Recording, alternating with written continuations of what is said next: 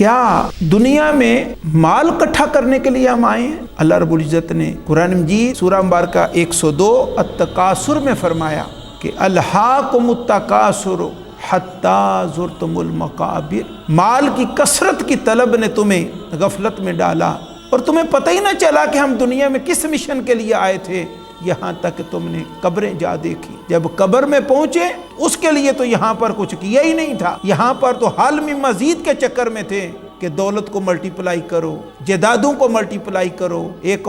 بہت بڑی مال و دولت کی ایمپائر کھڑی کر دو کہ ہم جیسا کوئی دنیا میں مالدار نہ ہو، ہمارے پاس جتنا ساز و سامان دنیا کسی کے پاس نہ ہو۔ تو یہ جو ایک علت ہے اور یہ جو کہ خرابی ہے جس میں میجورٹی انسانوں کی شکار ہو جاتی ہے کہ دنیا کا مال، دنیا کی جائیدادیں اکٹھی کرو اور پھر اسی میں ہی اپنی ساری عزیز جان کو لگا دیتے ہیں، حالانکہ ہمیں تو دنیا میں بھیجا گیا ہے کہ ہم تو اس لیے آئے ہیں اللہ کی بندگی بجا لائیں،